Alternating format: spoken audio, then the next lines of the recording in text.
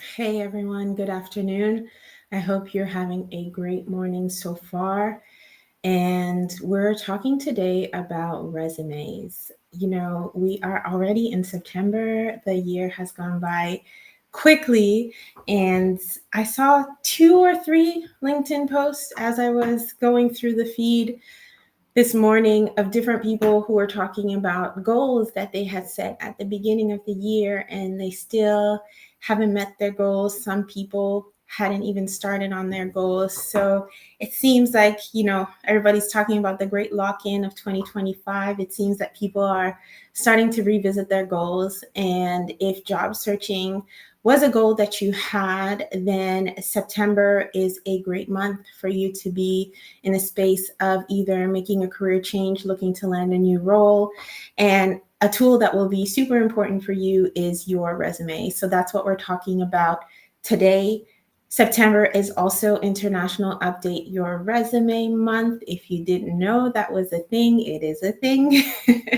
So that's why we're also talking about resumes because, with the summer ending, companies are planning for Q4, they're planning for the new year, and it's just a good time, it's a good time for you to be able to make the transition that you want to make and land that new role. So today I'm teaching. I have slides and everything. So we're going to go into the specifics of resumes. But if you're joining us live, let me know where you're joining from. Drop a little hello in the chat, and I will get started here. Amazing. Okay, so let's go. Let me share my screen.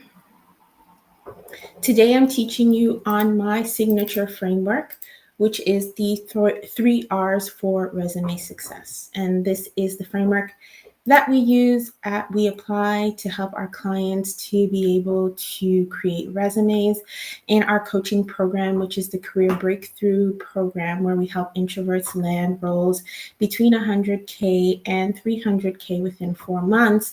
We actually write the resumes for our clients, but we still leverage this framework, which is the three R's for resume success. So let's get into it. So, what are the three R's for resume success?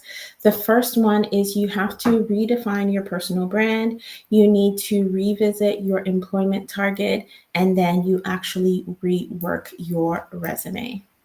So let's talk about redefining your personal brand and why it's so important for you to have a clear personal brand, a clear identity of who you are as a professional, what you're trying to achieve when you are job searching. So, firstly, what is a personal brand? If you're on LinkedIn, for sure, you've probably heard the term, but it's good to know what it actually means and why it's important for you as someone who's either looking for a new role or looking to get promoted.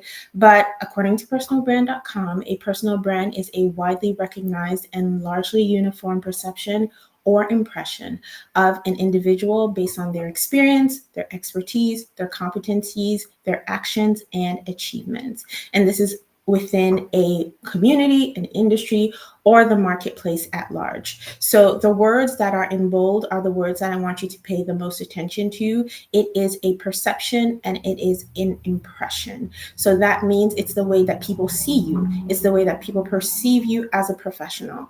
And it means that you have the responsibility to build your personal brand and set the tone for your brand.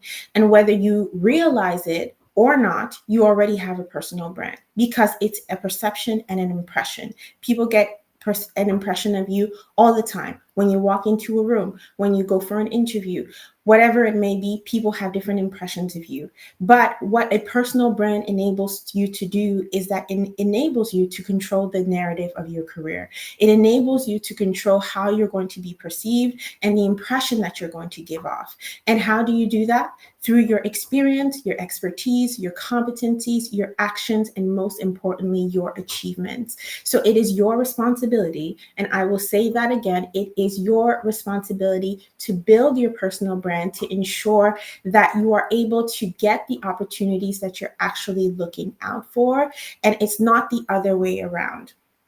I know for a long time when I was starting off my career, this is something that I struggled with. The post that I did today on LinkedIn was talking about how I was able to build my personal brand within my organization at the time by building a niche around something that people didn't like and people ignored.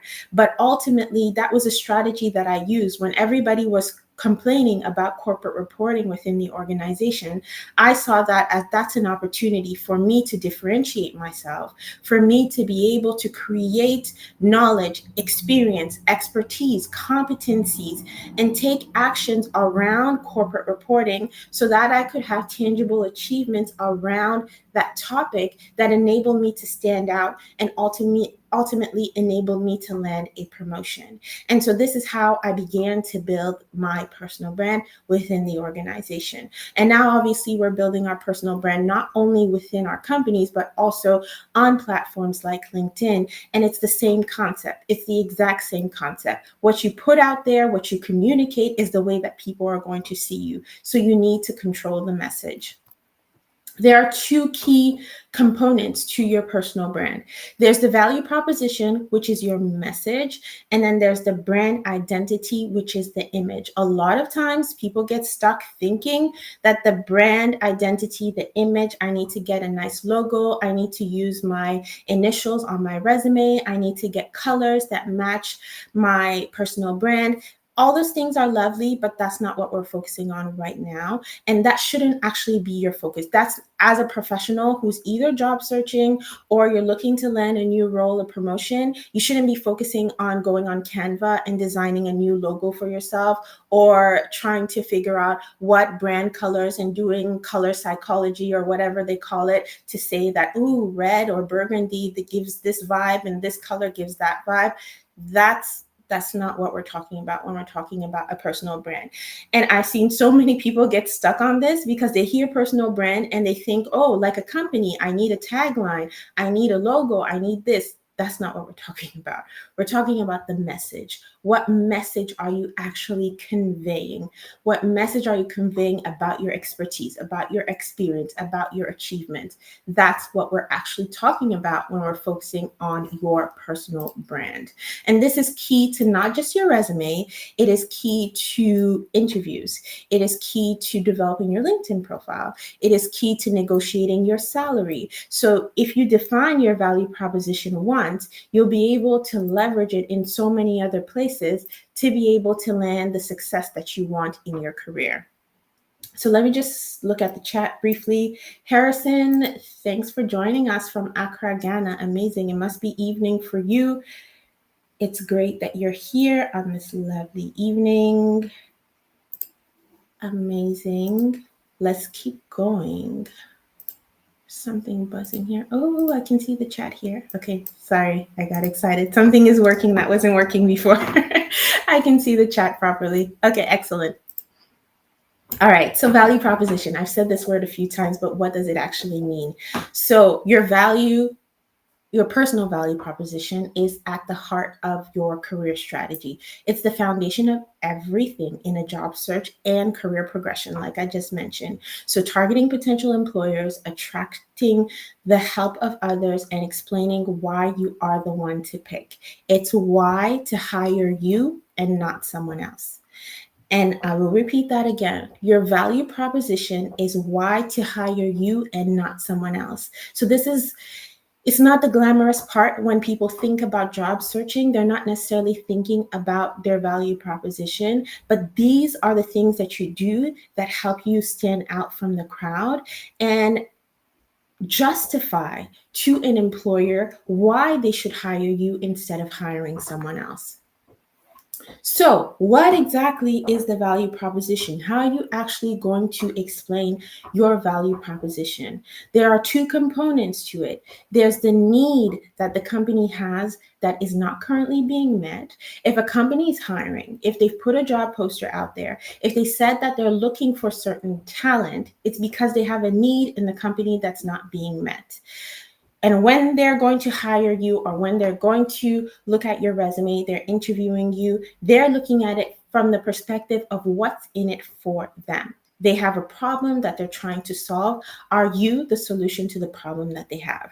You need to be able to respond to that question in your value proposition.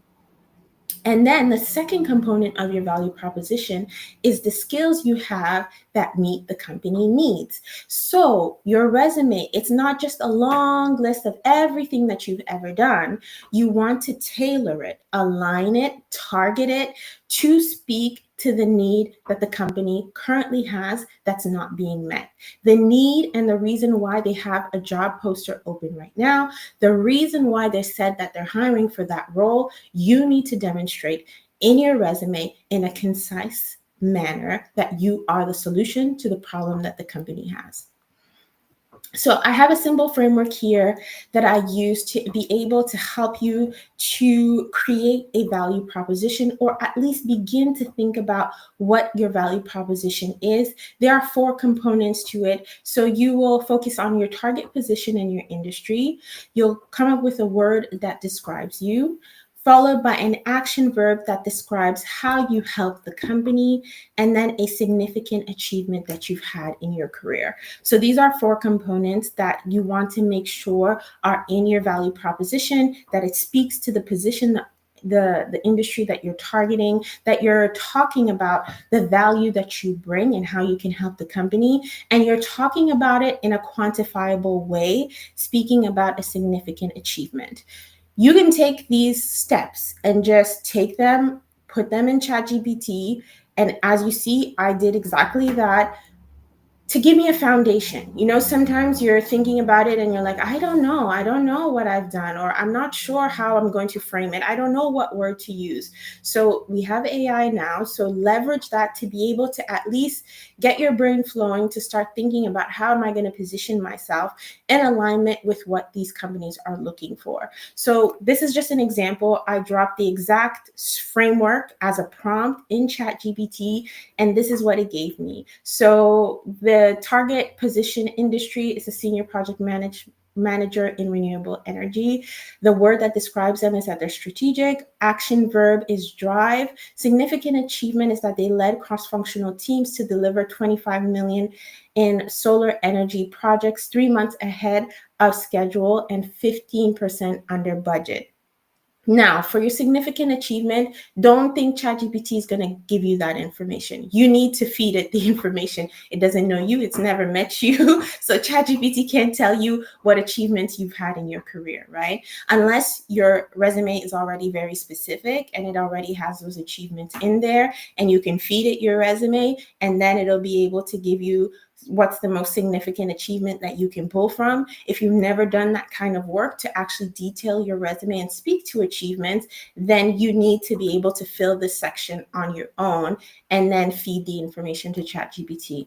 And then it comes up with a statement. It's going to come up with a statement for you that you'll be able to leverage to tailor either for your resume, the about section of your LinkedIn profile, or in preparation for interviews. So this is how you start thinking about your value proposition. And this is your first step as you're going through the 3-step process of rebranding and actually thinking about how to create your resume. Now let's go into step 2, which is going to be to revisit your employment target. So, you know, if you're job searching, you're creating a resume, you are applying for different roles, it's important that you have a clear target in mind. We're not doing this thing of I'll apply for any job, I'll take any job. I hear professionals say that quite a bit, but the thing is, you may think that it's going to lead to the result that you want because you're spreading yourself in so many areas, and you say I'm multi-passionate, I can do so many things. The problem with that is that it's counterproductive, because ultimately every single time you're applying for a job, you have to create a brand new resume, because every role that you're applying for is different. Every role that you're applying for requires different skills, and then you're spending so much time in the job search process that you're not getting the volume out there that you need to get in terms of number of applications to actually move the needle. So what is a more effective strategy is that you define a specific employment target. What kind of specific roles are you going to be targeting? We need to narrow down in terms of industry. What specific industries are you going to be focusing on? In terms of employer, create a list. Have a list of 10, 15 companies that you're targeting. And you can increase the list if you want to, but start at least with something. Specific companies, specific employers you're targeting. And then the specific role and responsibilities. You need to have job title, like a specific job title that you are aiming for. And then there's other things that you want to keep in mind as well when you're defining your employment target, is that, culture, what kind of work environment are you going to be in, salary expectations, and also the people that you're going to be working with. And there's so many other things that you can add to this list in terms of what are your non-negotiables. These are more subjective things, but at least the first three is really where I want you to be able to focus on, especially when you're creating your resume. You need to focus on the industry, the employer, and then roles and responsibilities. Those things are key. So to be able to actually do this kind of research, there are tons of resources out there right now.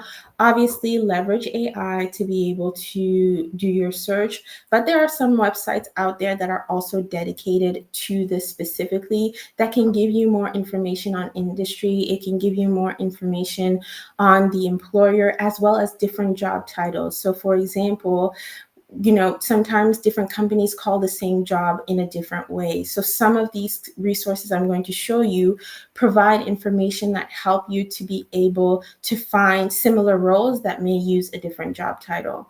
The first one is, if you're in Canada, it's jobbank.gc.ca. It's a government resource, but you can go under labor market information right here, and you can do a search by job title as well as your location. When you run that search, it's going to give you tons of information about what the market looks like now for the kinds of role that you're interested in. It will give you current job openings in that area. It's going to give you also different job titles that are similar to the one that you've searched for. And it'll give you even information on salary. So if you're negotiating your salary, you want to understand industry benchmarks, this is a great resource to be able to do that. The LinkedIn Career Explorer for my people who are more who are American. It does have Canada now, and it does have some other locations as well. Just Google search LinkedIn Career Explorer. Excellent resource to be able to get keywords and skills for your resume. So this is also a very helpful tool to be able to do your research and narrow down in terms of employer, in terms of role specifically. And then ONET Online, very similar as the job bank that I showed you. And if you're American, the Canadian equivalent is the job bank, but in the US, it's bls.gov. So that's the exact resource as the job bank, but that's the American version, where you can get that labor market information that I was referring to earlier on. And then ONET, typically use ONET sometimes for my more international clients, and it provides the exact same information in terms of being able to understand roles and responsibilities for a specific role, different job titles that may be used. So this is a great resource. So step 1 and 2, ultimately you rebranded yourself. Now you have an understanding of the role that you're targeting. What you really want to do is you want to bring things together. You need to be able to tell a cohesive story within your resume. Your resume needs to demonstrate your skills, and then it also needs to align with the need that the company has. There's a great resource as well that's out there these days. It's an AI resource. It's called Teal, and I will drop the link in the chat. I am a partner with Teal, and I leverage it as well with my clients. But Teal is an AI resume builder where you can upload your resume, you can upload the job description, and then it will tell you where you need to tailor your resume to align with that job poster. So that's an excellent resource that I would highly encourage you to leverage, especially after you've done your research, you understand your strengths, you understand your skills, you understand the value you're bringing to the industry, and now you're in the process that you've created a resume that aligns, then you can leverage a tool like Teal. So now let's get into actual resumes. And if you see, I've been talking almost for 20 minutes, and that shows you that you don't just go in and open a Word document and start typing and saying, I'm writing my resume. There's work that needs to be done before. You need to make sure that you have a clear value proposition. You need to make sure that you have a clear understanding of what are the roles that you're targeting. So a lot of times people just open the resume, oh yeah, I need a job. So they start adding the new role. No, it needs to be focused. And that's ultimately why many people are not getting the results they want in their search, because the resume is about them and it has nothing to do with the kinds of roles that they're targeting. Your resume is not about you. It's about how you can solve the problem that the company has. So that's what you need to focus on. So we're just going to do a walkthrough of what a typical resume looks like, and I'll kind of walk you through the various sections of the resume. If you have any questions as I'm walking through this, feel free to drop it in the chat and I will check and respond. So, at the beginning of your resume, you have your name, phone number, your email address, the link to your LinkedIn profile. You do want it to be personalized, so that's something that you can do on LinkedIn. By default, the link on your LinkedIn profile is it has your name and a bunch of numbers and letters. So you want to personalize that, and you can do that directly on LinkedIn by updating your URL, and then you can switch it to your first name, last name. If you have a website or portfolio, depending on what industry you're in, you can definitely add that to the top of your resume. And then you want to include the city and province or the city and state. So you don't want to put your full address on your resume. You don't want to put any personal information or personal identifiers. So this is extremely important right now, because a lot of almost all job applications these days are being done online. And there's a lot of scams that are happening right now around job searching. So you do not want to fall victim to any of those scams by putting too much personal information on your resume. So do not put any personal identifiers. Don't talk about how many children you have. Don't talk about married, not married. Those things don't need to be on your resume.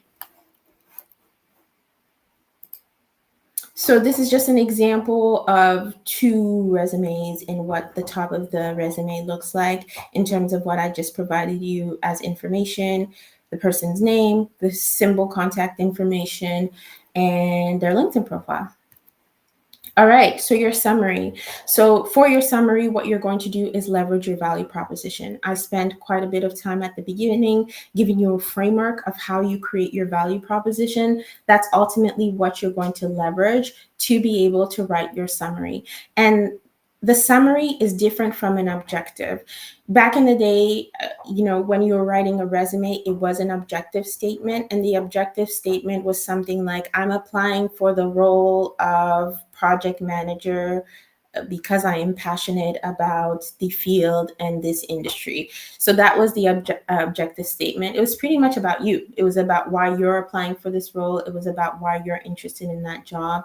Instead, the summary that you are going to create is about your value proposition. And I told you at the beginning that the value proposition is about the need that the company has and the skills and the experience and knowledge that you have that respond to the needs that the company currently has. And you need to be able to present that in a concise manner in 3 to 4 lines to be able to speak about the value you're bringing. I'm sure you've all seen the statistics that employers spend 6 seconds, some studies say 11 seconds, some studies say 13 seconds, but basically just a few seconds scanning through your resume.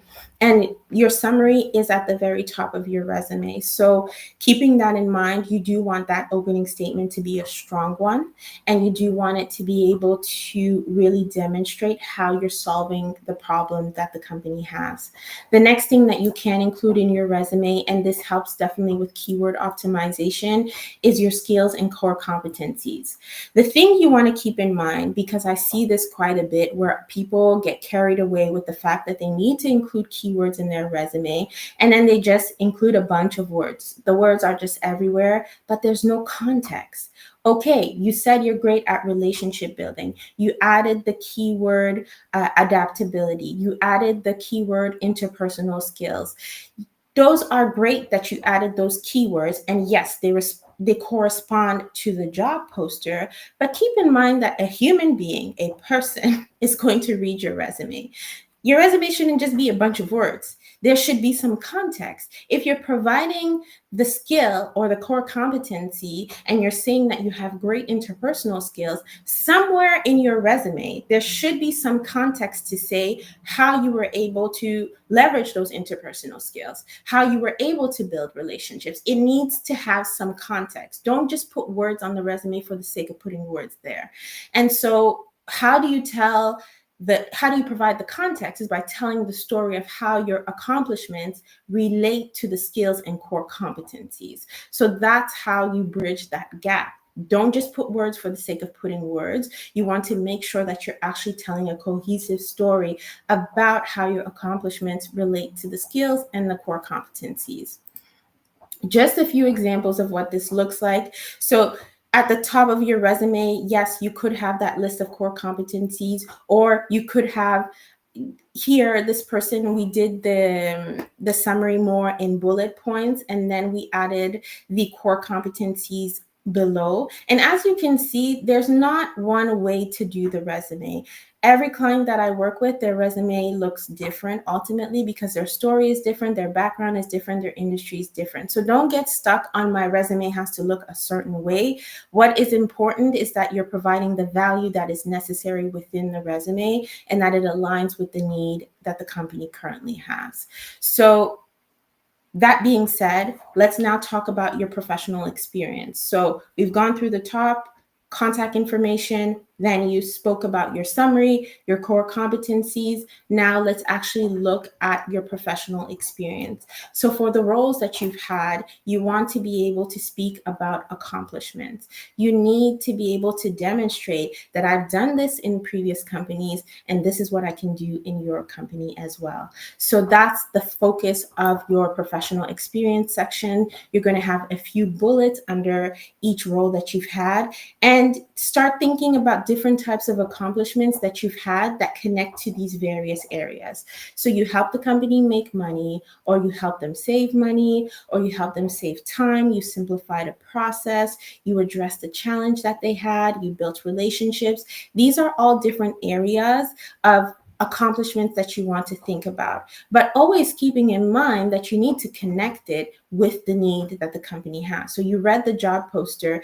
There are certainly certain areas or certain key competencies that they've outlined in the job poster that they want you to focus on. So that's where you want to align your accomplishments with. So that's ultimately what you want to do in that case.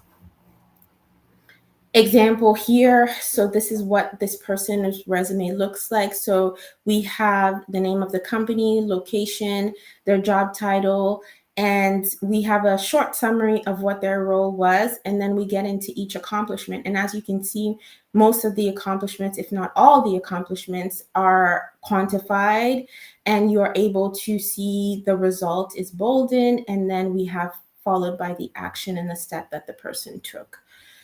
Next, we have education. So education can be the name of your degree, the name of the institution. If you had a specific specialization, you'll add that. The location, year of completion depends. So why do I say depends? Because I know some people who may be watching are entry level, and the strongest thing that you have going for you right now is the fact that you just completed your degree. In that case, yeah, go for it. If you want to put the date on your resume, go for it and put the date of completion that you just completed your degree. For everybody else that's been in the job market, that you've had some experience for a few years, take the year of your degree off. It doesn't matter anymore. And again, unfortunately, ageism is real. So take the year of completion off. If you have any professional certifications, you can add that as well. Again, for a recent graduate, you have little experience, and the best thing you have going for you is the fact that you just completed your degree. So then that's what you want at the top of your resume. That's what you want to outline as the most important thing. For the people that I typically work with, these are professionals that are mid-level to executive professionals. We typically always put the education at the bottom of the resume. So, a few things to keep in mind when it comes to keyword optimization. You definitely want to align the keywords that you're putting on your resume with the language that the employer is using, not yours. So, simple shifts sometimes make the world of a difference. So, we've been talking about relationship building. Maybe a specific job poster is looking for that skill, but they're not using the terminology as relationship building, they're using partnerships. So, you can change the keyword in your resume to align with the wording or the language that that employer is using. So make sure you mirror the job posting without completely copy pasting the job posting into your resume. Because remember, as I told you before, a person, a human is going to read the resume. Do not copy paste a job posting into your resume. If you need help to tailor, I shared with you a resource. I shared with you Teal before at the beginning. It's an AI tool that helps you build your resume and tailor your resume. So if you don't know how to do it on your own, leverage those AI tools that are out there right now to be able to help you do that. You want to make sure that you're blending hard skills and soft skills. That's very important, not just what you do, but also how you do it. And you want to incorporate keywords throughout. Sometimes people get stuck and they think that I just need to put a bunch of keywords in the skills or the core competencies, but it needs to be throughout the document.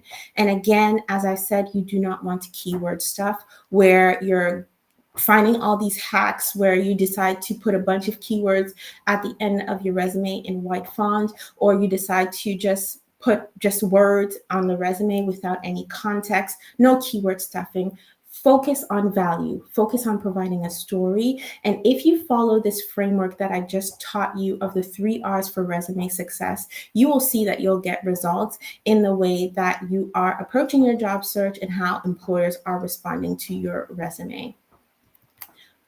So, other sections that may be on the resume that you can consider as well, depending on your background and what you've achieved: volunteer experience. It depends. So if it's relevant, you may want to include it. Additional professional experience. For my more experienced professionals or people who have made a career change, sometimes you have some experience that is not directly related to where you're going right now, but it helps fill a gap, or it also helps tell the story of your career. You can add another section after professional experience called additional professional experience, or sometimes it's experience that's quite dated, so you can include it there. Any projects, awards, publications that are relevant, you want to include those. Again, the key word in everything that I've said is relevant. Only if it's relevant, then you'll include it. All right, I'll stop now and I'll take any questions that you may have as we have gone through the 3 R's for resume success. I haven't been paying attention to the chat, so let me look now.